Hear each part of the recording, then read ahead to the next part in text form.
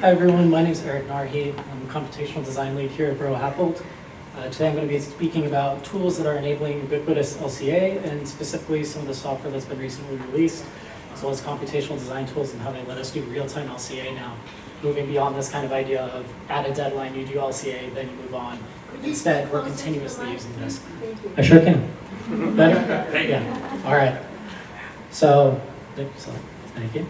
So just to look at some of the tools that are currently available, Tally, which I'm sure a lot of you are familiar with, EC3, which has recently been rolled out. We also have one-click LCA and AutoCase, which are getting into more granular triple bottom line costing, or one-click LCA giving us more rigorous data.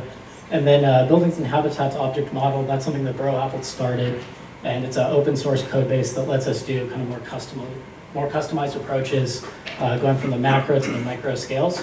One of the key things about all these tools is how we use them at different points of the design project and how we also use them to get very broad general averages, beginning of the design phases, or if we just want a general idea of how our current design is performing, moving towards something much more specific and granular, using things like EPDs to get very specific data for a local region, for manufacturers, and actual project information as it's being constructed. So I'll look here at some of the macro information we'd be looking at early on in the design. This is in Tally, but we can use a few different tools for this.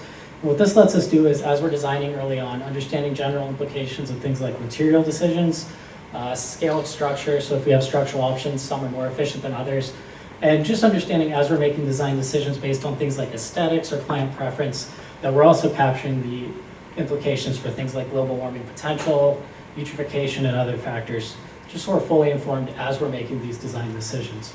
And once we've gone from the macro scale of looking at general design decisions and which ones may be better or worse in terms of sustainable performance, we want to move into things like the micro scale. And this is where we have tools like EC3 that are really nifty for letting us bridge a design model with general volumes and materials to real EPD data that's specific to a region, a manufacturer, a specific plant.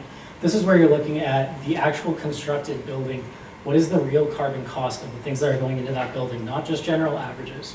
And something you'll notice from this chart on the far right, which is showing different EPDs for concrete, is that the range is actually huge. So using a tool like Tally and getting a broad average of concrete is great, but then once you get to the specifics of the site and what's realistic for that site and for the contractor, there's huge variation that you want to keep an eye on and include in things like specs, so that you're not suddenly ballooning your carbon by a factor of 2 just because of the plants that you've chosen.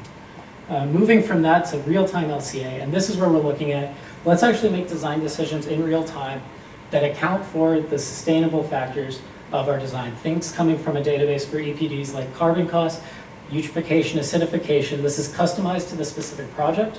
So if one client wants to look at acidification because that's especially relevant for where their site is, we can do that. If you're looking at things like just carbon, that's kind of the standard first thing you begin with. You can cater that to the different materials you're using, look at how volumes are changing and how that's affecting the implications, and then also look at maybe you have different suppliers that you could use, and you can specifically hone in on which of those suppliers you want to identify to the client as high-value suppliers or low-value suppliers based on their EPDs. Ultimately, this lets us make better decisions in real time to deliver a project that performs better and also helps the environment and does less harm.